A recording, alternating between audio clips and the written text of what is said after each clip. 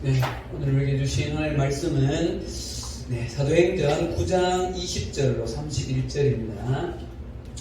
사도행전 9장 20절로 31절까지 성경 같이 찾아주세요. 같이 교독하겠습니다. 제가 20절 읽겠습니다. 즉시로 각 회당에서 예수가 하나님의 아들이심을 전파하니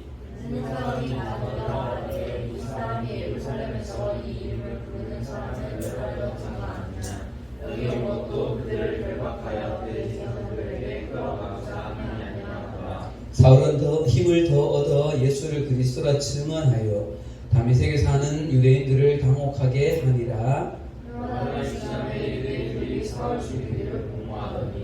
그 계교가 사울에게 알려지니라. 그들이 그를 죽이려고 밤낮으로 성문까지 지키거늘 제자들이 밤에 사울을 방죽에 담아 성벽에서 달아내리니라. 사울이 예루살렘에 가서 제자들을 사귀고자 하나 다 두려워하여 그의 제자됨을 믿지 아니하니 말로와 데리고 사도들에게 가서 그가 길에서 어떻게 주를 보았는지와 주께서 그에게 말씀하시니와 다메섹에서 이와 같은 주의 이름으로 담대히 말하였는지를 전하니라. 사울이 제자들과 함께 있어 예루살렘에 출입하며 또 주 예수의 이름으로 담대히 말하고 헬라파 유대인들과 함께 말하며 반론하니 그 사람들이 죽이려고 힘쓰거늘 형제들이 알고 가이사라로 데리고 내려가서 다소로 보내니라. 그리하여 온 유대와 갈릴리와 사마리아 교회가 평안하여 든든히 서가고 주를 경외함과 성령의 위로로 진행하여 수가 더 많아지니라. 아멘. 네, 좋은 주일입니다. 오늘도 많이 덥다 그죠? 네. 벌써 8월 마지막 주일인데 이제 곧 2학기가 한창 이제 시작 중에 있습니다. 다들 마음 잘 이렇게 잡으시고 2학기를 잘 지내면 좋겠습니다. 지난주에 우리는 9장에 넘어와서 예수 그리스도께서 특별히 한 사람 사울에게 나타나신 그 과정에 대해서 좀 묵상을 했죠. 그 의미에 대해서 우리가 그냥 단순히 예수님이 사울에게 나타난 것이 아니다. 그 의미는 구약 시대에 하나님께서 아브라함을 통하여서 한 민족을 이루고 그 이스라엘 전체를 통하여서 온 세상에 제사장 나라가 되게 해서 하나님의 나라가 확장되어지게 하는 그 일의 의미가 오늘 이 신약에 와서는 바로 교회를 세우시고 교회의 그 확장이 이스라엘 안에서만 머물러 있는 것이 아니라 무슨 땅까지요? 이방 땅까지 가는. 근데 그 일을 행하는데 가장 선봉장으로 세운 사람이 누구다? 사울이라는 사람. 나중에 가면 바울로 이름이 바뀌죠. 그렇기 때문에 그런 놀라운 의미가 있기 때문에 예수님은 이 사울이라는 사람한테 직접 나타나신 거죠. 지난주에 이런 말씀을 좀 살펴보았고요. 오늘 읽은 이 9장 20절부터의 이 말씀은 굉장히 여러 각도로 이 말씀을 사실 생각해 볼 수가 있는 본문이에요. 근데 오늘은 어떤 각도로 좀 말씀을 볼까 하다가요. 이런 택함을 받은 이 사울이 이방인들에게 복음을 전하는 그 사역을 전면에 나서서 실제로 그 사역을 감당하는 데까지는 바로 그 일을 감당하지 않았다는 거예요.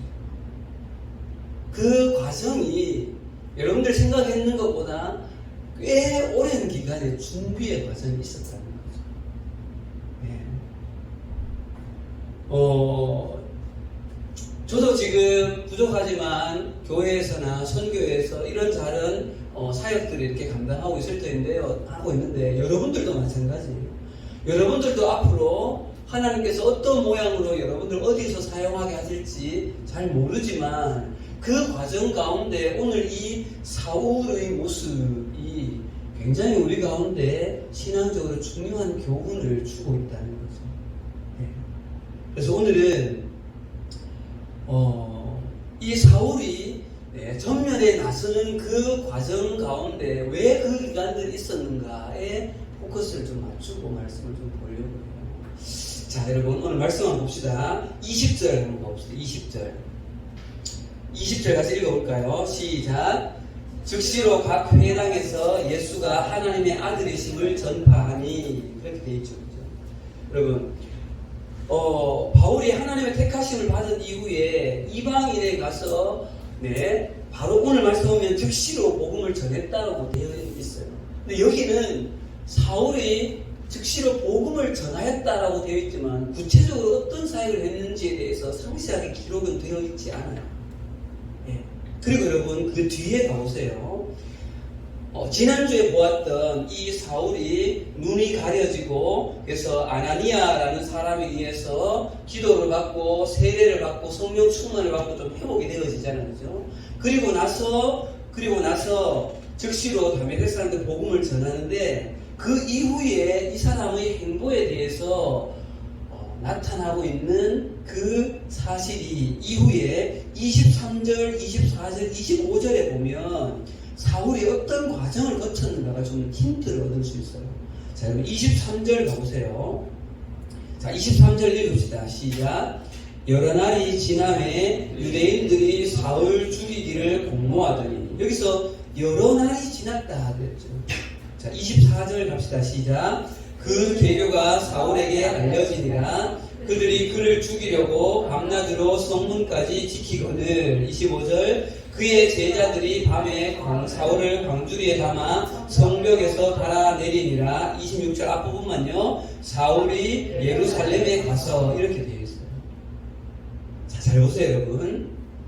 23절에 보면 여러 날이 지났다고 되어 있는데 성경에 19절 끝에 보면 사울이 다메섹에 있는 제자들과 함께 며칠 있을세라고 했을 때 이 며칠과 23절에 나오는 여러 날은 굉장한 차이가 있는 그 말이라고 해요. 그냥 앞에 19절에 며칠은 진짜 며칠인 거예요. 근데 뒤에 나오는 23절의 이 여러 날은 상당히 오랜 기간이라는 거죠. 근데 이 기간은 정확히 얼마일까를 바울이 자기 입으로 말했는 성경의 본문이 있어요. 자, 갈라디아서 한번 가볼게요, 여러분. 갈라디아서 1장입니다. 갈라디아서 1장 17절. 오늘 읽은 본문 이렇게 표시해 놓으시고, 갈라디아서는 고린도전서 바로 후서 바로 뒤에 있죠. 갈라디아서 1장 17절에 가보셔야 돼요. 자, 사울이 예수님을 만나고 그가 회복되고 난 이후에 어떤 과정을 거쳤는가를 좀 봐야 합니다. 17절, 18절. 갈라디아서 1장 17, 18절. 자, 17절 갑시다. 17절 시작. 또 나보다 먼저 사도된 자들을 만나려고 예루살렘으로 가지 아니하고 아라비아로 갔다가 다시 다메섹으로 돌아갔노라. 18절. 그 후 3년 만에 내가 게바를 방문하려고 예루살렘에 올라가서 그와 함께 15일을 머무는 동안. 이렇게 되어 있어요. 자, 정리를 좀 해봐야 됩니다. 이제 봐요. 17절에 나보다 먼저 사도된 자들을 만나려고 어디로 안 가고요? 예루살렘으로 바로 올라가지 않았다는 거죠. 자, 그리고 어디로 갔다고 했어요? 아라비아라는 곳으로. 아라비아는 아라비아 나라가 아니라요, 여러분. 그 주변을 말하는 곳이라고 그래요.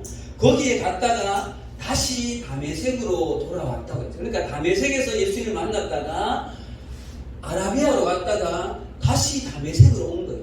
그리고 18절에 그 후 몇 년 만에? 3년 만에. 이 3년이 다메섹에서 아라비아로 갔다가 다메섹으로 돌아온 이후의 3년인지 아니면 아라비아에서 3년을 보내고 그 후에 다메섹으로 왔는지 이 부분에 대해서는 학자들마다 논의가 많아요. 어쨌거나 예루살렘으로 돌아가는데 최소한 몇 년이 걸린 거예요? 3년이라는 시간이 걸렸다는 거죠. 그리고 나서 3년 만에 게바를 방문하고 예루살렘에 올라갔다 그랬죠. 오늘 본문으로 다시 돌아오면 여러분, 오늘 본문에 3절, 4절, 5절 보면 26절에 사울이 예루살렘에 갔다 그랬잖아요. 오늘 본문에서. 그러니까 이 예루살렘으로 가기까지가 최소 3년 이상의 시간이 걸렸다는 거예요. 이해되죠, 여러분? 자, 그리고 이 3년의 기간 동안 이 사울이 복음을 계속하여 전하기 때문에 여러분 이 다메섹이라는 것도 이방 땅은 맞습니다. 그러나 거기에 주로 유대인들에게 많이 복음을 전했다고. 왜냐하면 회당에 가서 복음을 전했다고 했거든요. 왜 여기에 이방 땅인데 유대인들이 모여 있을까요? 사도행전 8장에 누구 처음 순교 이후에 스데반 집사님 순교 이후에 사람들이 어떻게 됐어요? 흩어졌다 그랬잖아요. 그때 이 다메섹으로 유대인들이 많이 갔다는 거죠. 예. 그런데 이렇게 복음을 전하니까 이 유대인들이 사울을 다시 공격하게, 이 사울은 완전히 자기가 공격하는 공격을 이제 받는 입장이 된 거잖아요. 그러니까 밤에 광주리에 막 달아서 성문을까지 지키면서 사울을 죽이겠다고 난리를 치니까 밤에 몰래 보내는 거잖아요. 그렇죠? 그리고 나서 예루살렘으로 돌아갔어요. 근데 예루살렘에서도 뭐 여기 다메섹도 마찬가지지만 예루살렘에서도 생각해 보세요. 사울하면 예수 믿는 사람을 교회를 핍박하기 위해 성공장했는데 갑자기 이 사람이 예수님을 전하고 돌아다닌다고 하면 이게 이해가 잘 안 되잖아요. 그러니까 예루살렘 사람들도 이 사울을 받아들이기가 쉽지 않았던 거예요. 그러니까 중간에 누가 역할을 해요? 바나바라는 사람이 역할을 하잖아요. 이런 측면은 제가 그 뒤에 나중에 좀 볼 거예요. 어쨌거나 이 예루살렘에 가서 사울이 바나바가 굉장히 잘 설명을 했기 때문에 거기 있는 12 베드로, 요한부터 해서 12 사도들과 온 예루살렘 교회가 사울이라는 사람을 알겠다, 너를 이제 받아들이겠다 하잖아요. 그리고 예루살렘에 출입했단 말은 그 교회에 함께 신앙을 나누는 성도로 이렇게 받아들여졌다는 거죠. 근데 그 기간도 며칠밖에 안 됐다 그랬어요. 15일밖에 안 돼요. 왜냐하면 그때 또 박해가 또 있었거든요. 헬라파 유대인들하고 막 논쟁을 벌이기도 하니까요. 자, 그리고 나서 그 다음 이제 행보가 또 중요합니다, 여러분. 자, 그 다음 어딘가 하면요.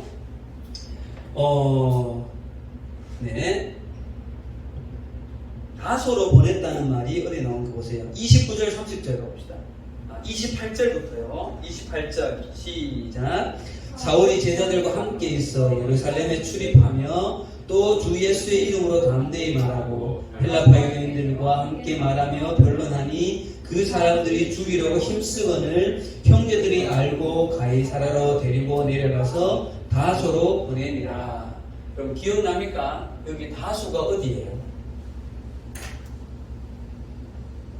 다소가 어디예요? 사울의 고향. 일단 고향으로 보냈어요. 고향.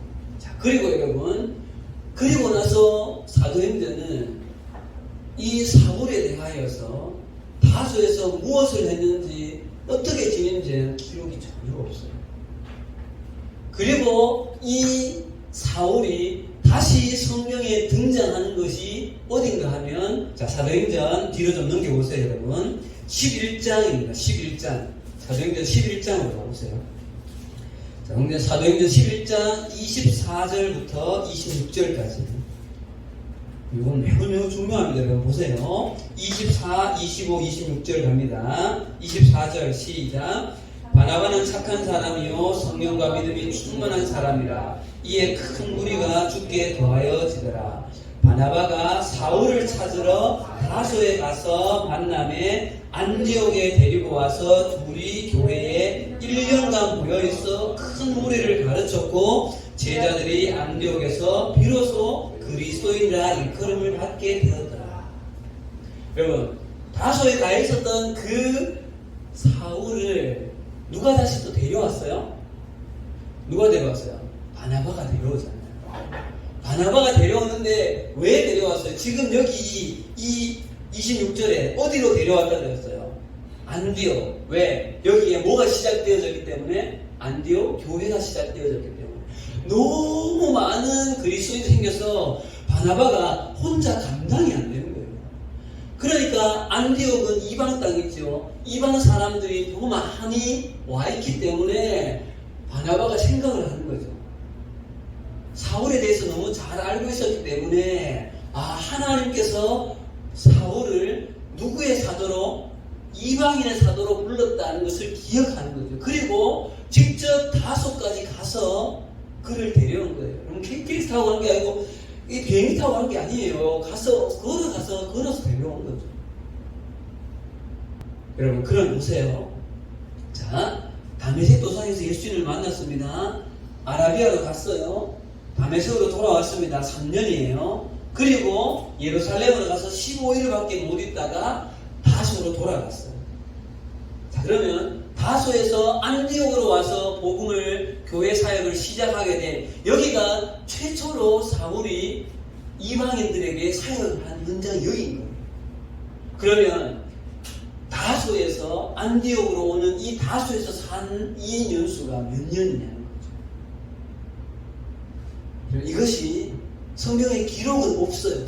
그러나 성경학자들이 성경에 있는 이것저것의 이 정황들을 연구해 봤을 때 최소한 10년의 세월이 지났을 거다라고 추측해요. 그런데 여러분 보세요. 아까 다메섹 아라비아가 3년이잖아요. 지금 여기 다소에서 10년을 있었던 거예요. 그래서 토탈 합치면 13년이라는 시간이 사울은 어떻게 보게 되어지면 이 사도행전에 누가가 성경 사도행전을 기록할 때 전면에 등장시키지 않고 그냥 배경에 있는 거예요. 그럼 잘 이해가 안 가지 않아요? 그렇게 강력하게 예수님이 사울을 만났으면 빨리 단기 속성 가외를 시켜가지고 빨리 투입시키면 좋잖아요. 근데 왜 하나님은 13년이라는 세월을 보내게 하시냐?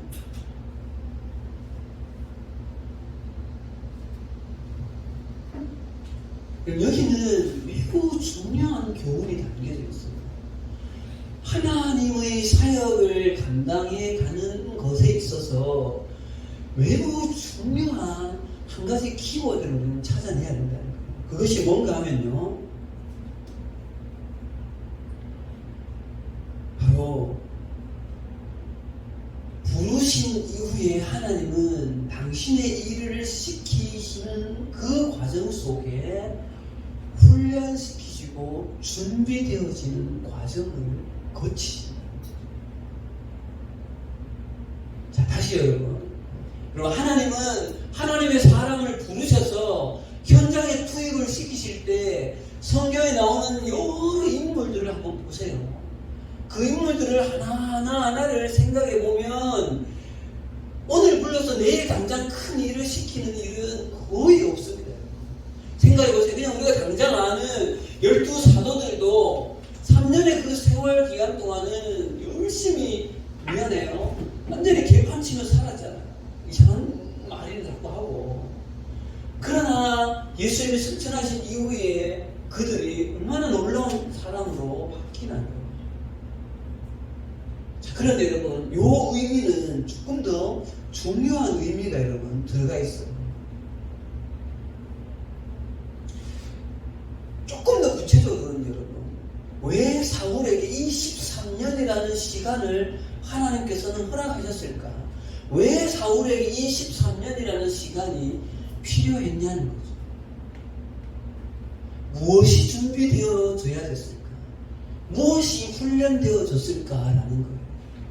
그리고 이 부분은 저도 지금까지 제가 참 미안한 이야기지만 50년 동안 신앙생활 하면서 최근에 깨달은 이야기. 1학기 때 어성경이 공부를 우리 유성호 목사님 이렇게 할 때 사도행전을 이렇게 공부하는데 순간적으로 이런 생각이 딱 드는 거예요. 사울이 다메섹 도상에서 예수님을 단 한 번밖에 만나지 않았는데, 그리고 어떤 곳에서도 사울이 무슨 훈련을 받았다 어떻게 됐다는 말이 한 번도 없는데, 여러분 신약 성경을 가장 많이 쓴 사람이 누구예요? 사울이에요. 여러분, 우리 이 신약 성경의 기독교의 가장 중요한 교리서라고 말하는 이 성경이 어느 성경이에요? 로마서예요. 그 탁월한 교리서를 베드로 12사도가 써야 되는 거 아니에요? 그런데 단 한 번밖에 만나지 않은 사울이 그걸 쓰는 거예요. 그래서 제가 질문을 했어요. 유성호 목사님. 아니 제자들도 3년이나 밤낮 한번 생각해보세요. 여러분들도 그냥 1교시부터 8교시까지 공부하고 집에 가고 이게 아니었잖아요. 3년을 먹고 자고 수없이 가까이서 개인적으로 듣고 사람들한테 듣고 했음에도 불구하고 예수님을 성찬할 때도 이스라엘을 회복할 때가 이때입니까? 라고 이런 소리를 하잖아요. 하고 전까지도 네가 크니 내가 크니 이런 이야기 하고 있었던 그 12제자들이라고. 그런데 어떻게 사울이 이 놀라운 복음을 깨달을 수 있었냐는 거죠. 신기하지 않아요? 맞잖아요. 아니 사울하고 12제자들은 물론 다른 배경은 있죠. 그런데 어느 순간에 갑자기 이분이 로마서라는 그 뒤에 나오는 로마서로 말하는 갈라디아서 여러 그 서신서에 그 탁월한 복음의 진리를 어떻게 다 풀어내냐는 거죠. 그래서 여러분 잘 들으십시오. 이 아라비아에서의 3년, 아라비아와 다메섹에서의 3년과 다소에서의 이 10년, 이 13년의 기간이 여러분 잘 생각해 보세요. 사울은 어떤 사람이에요?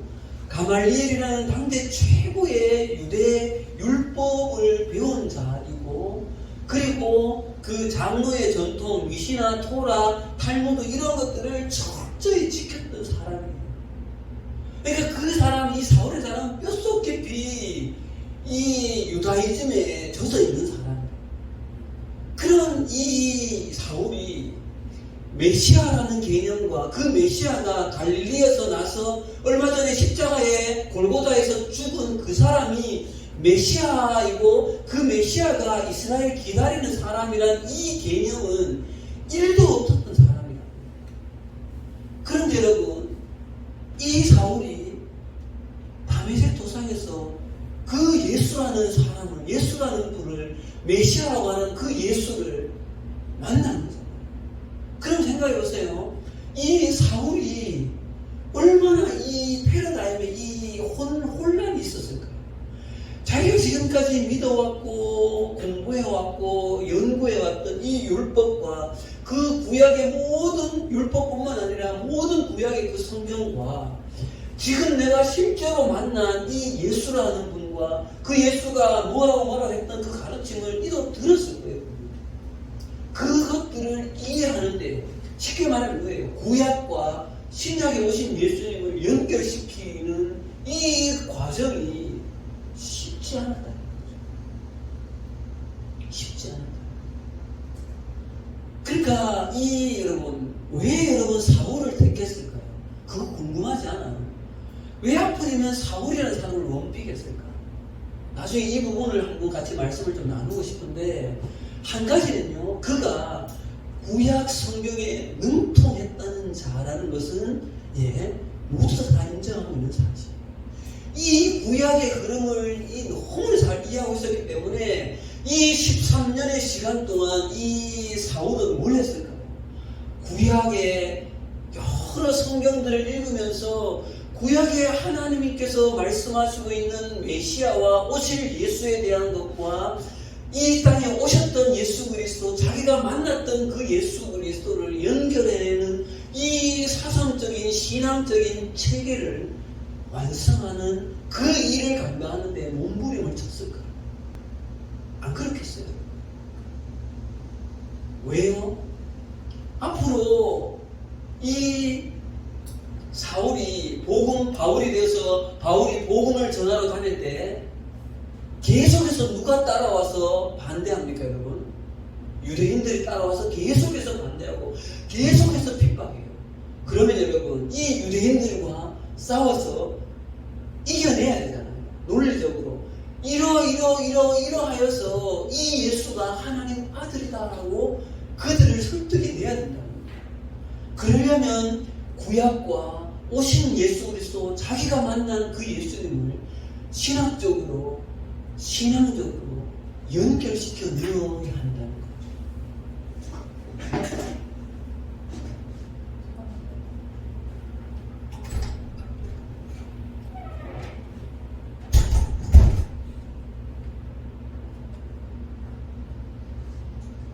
이 부분을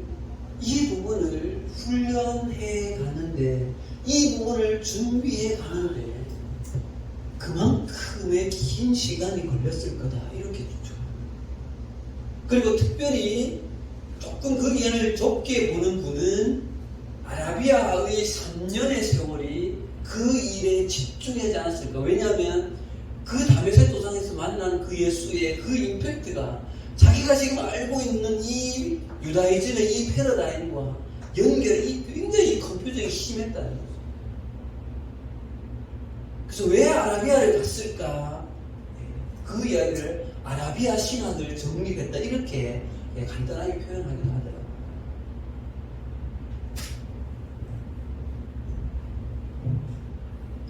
그래서 우리가 이렇게 되어지는 여러분 이 신약성 후반부에 수많은 그 사도 바울의 그 서신서들을 거기에 담긴 그 복음의 하나하나는 구약과 신약 예수 그리스도를 분명하게 연결시켜내는 그 놀라운 이 일들이 바로 13년의 이 과정이 있었기 때문에 그 일을 감당했다는 거죠.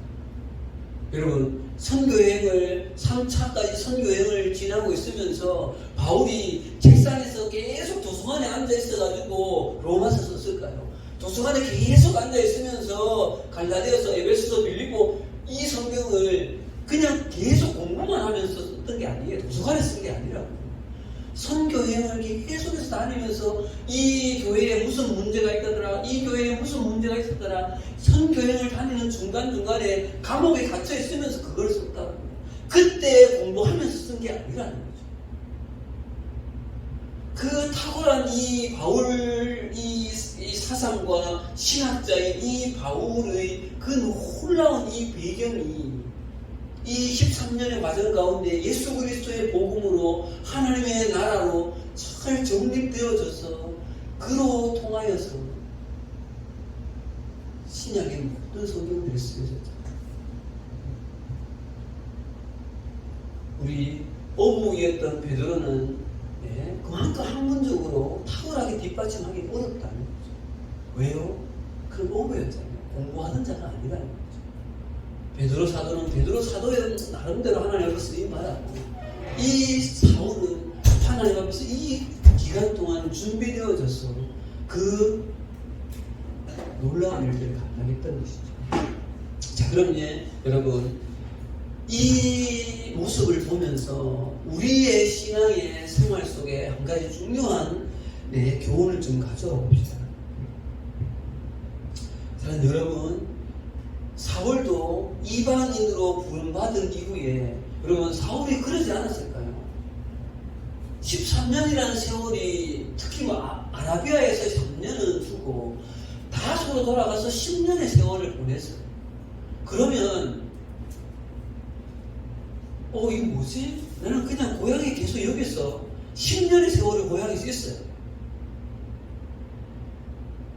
예수님이 나를 이방인의 사도라 부른다는 나는 그냥 다소에서 뭐 하는 건가? 이런 논란이 있을 수 있잖아요. 그죠? 여러분, 여러분들도 하나님께서 지금은 여러분들이 알 수 없으나 사울도 다메섹으로 가기 그 전날도 자기가 이렇게 바뀔 거라고 꿈에도 생각 못했을 거예요. 여러분들도 여러분들이 생각하시는 그 어떤 곳에 하나님께서 여러분들을 부르시는지 모릅니다. 그런데 여러분, 그 하나님께서 부르시는 그 자리에 설 때 여러분들도 신앙적으로 준비되어지고 훈련되어져야 된다는 사실. 훈련되어져야 된다는 사실. 여러분, 고등학교 졸업하고 대학을 가게 되어지면 제가 지내보니까 대학의 그 4년이라는 기간이 신앙적으로 훈련받을 수 있는 가장 좋은 시간이 그 기간입니다. 가장 좋은 기간. 바라기는 선교단체에 들어가시든지 아니면 청년부가 잘 훈련체계가 잡혀져 있는 그 교회를 통하여서 훈련받든지 대학의 4년간의 기간 동안 신앙적으로 열심히 훈련받으십시오. 오늘은 여러분 조금만 더 나가서는 무엇을 훈련받아야 될까? 두 가지로 저의 경험을 비춰서 여러분들에게 좀 권면을 드릴게요. 첫 번째는요, 여러분, 인격적으로 인격적으로 잘 준비되어지고 훈련되어져야 합니다. 한 번 더요. 인격적으로 잘 준비되어지고 훈련되어져야 합니다. 여러분, 저도 그런 생각을 많이 했었어요. 비전이 같으면 함께 사역을 할 거다 하는 생각을 많이 했어요. 예를 들어서 교사들이 아이들에게 예수님을 전하는 일들을 하는 그 비전이 같으면 함께 일할 것이다 라고 생각을 할 수 있어요. 어떤 부분에 비전이 같다 그러면 그 일을 함께 할 수 있을 거라고 생각했어요. 근데 그 부분이 여러분 맞는 말이지만 다 맞는 말은 아닙니다. 왜냐하면요, 진짜 그 사람과 내가 함께 동력하는 것은 비전보다 더 근본적으로 중요한 것이 인격적으로 함께 연합됨이 있어요.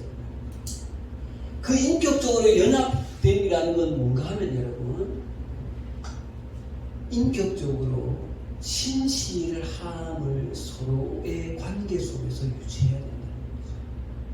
여러분, 여기서 말하는 인격은 여러 면이 있을 수 있지만 신실함을 유지하는 거예요. 신실함. 여러분, 우리가 어떻게 하나님 앞에 헌신할 수 있어요? 하나님 그분의 여러 면이 있지만 하나님의 신실하심에 우리는 헌신하는 거예요. 여러분, 인격적으로 믿지 못하면, 여러분, 예를 들어서 예찬이고 제가 동력자가 되어졌다고 생각해보세요. 그런데 인격적으로 서로 의심하기 시작하게 되어지면요, 함께 사역을 못합니다. 비전보다 더 중요한 것은 인격적으로 신실함을 유지해요. 그 인격적으로 신실함은요, 여러분, 상대방으로 하여금 또는 주변에 있는 여러 사람들과 함께 일을 할 때에 나와 생각이 다른 사람을 받아들일 수도 있어야 하고요, 또 그 사람을 존중할 수 있어야 됩니다. 함께 공동체를 끊임없이 섬겨가는 이 과정 속에서 성숙하는 것이 책을 읽는다고 성숙하는 것이 아니에요.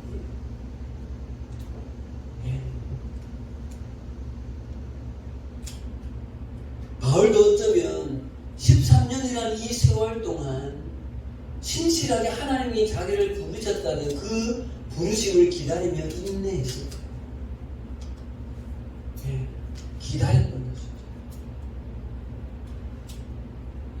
여러분, 인격적으로 잘 주변 사람들과 연합하여서 함께 동력할 수 있는 인격적인 훈련이 되어져야 합니다. 아무리 탁월한 능력보다 더 중요한 것은 성숙한 인격이에요. 탁월한 실력보다 더 중요한 것은 성숙한 인격입니다. 인격의 핵심은 신실함입니다.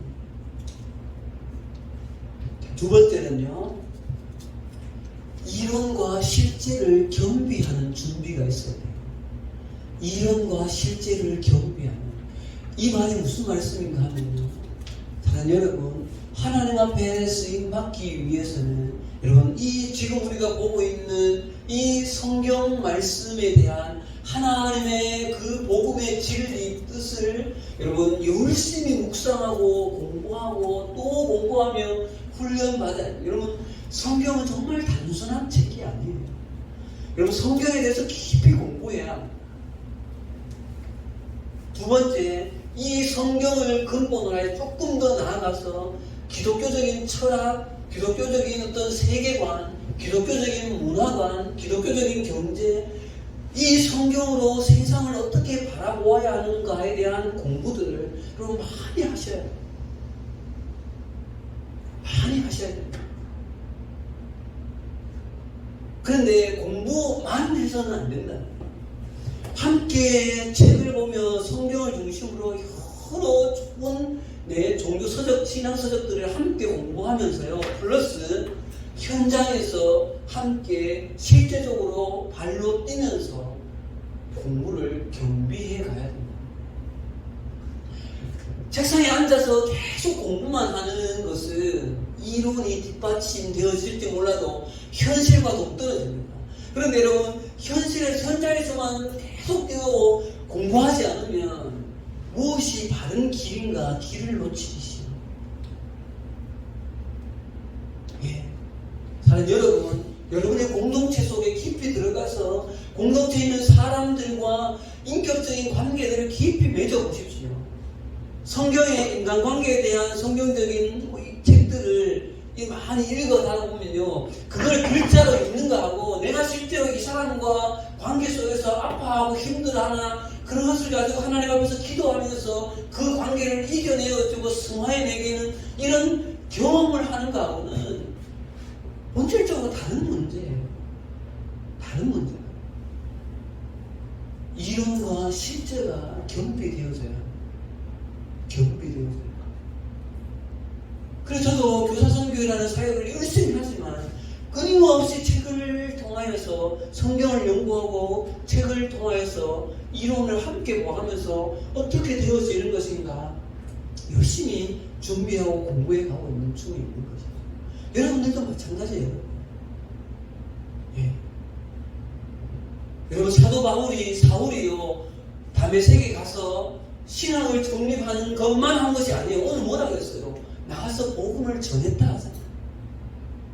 신학을 정립하는 것과 현장에 나가서 복음을 전하는 것이 겸비되어져야 하는 것이죠. 예. 여러분 물어봅시다. 하나님 나라를 위해서 교회와 영혼을 위해서 여러분 쓰임받기를 원하십니까? 준비된 자가 아름답습니다. 하나님 앞에서 준비되어지십시오. 하나님은 준비되어지는 자를 쓰시는 거예요. 물론 이 준비는 오늘 두 가지만 간단하게 말했지만 여러 가지 것들이 있어요. 잘 준비되어져서 우리 교회에서도 또 여러분들 심겨지는 곳곳에서 정말 사울처럼 아름답게 사용되어지는 여러분들이 되어졌으면 좋겠습니다. 같이 기도하겠습니다. 하나님 아버지 은혜를 감사합니다. 사울이 하나님 이방인의 그릇으로 주님으로부터 부름받았지만 13년이라는 그 긴 세월 동안 그는 있는 곳에서 열심히 이론과 실제를 겸비하며 열심히 잘 준비되어졌던 사람입니다.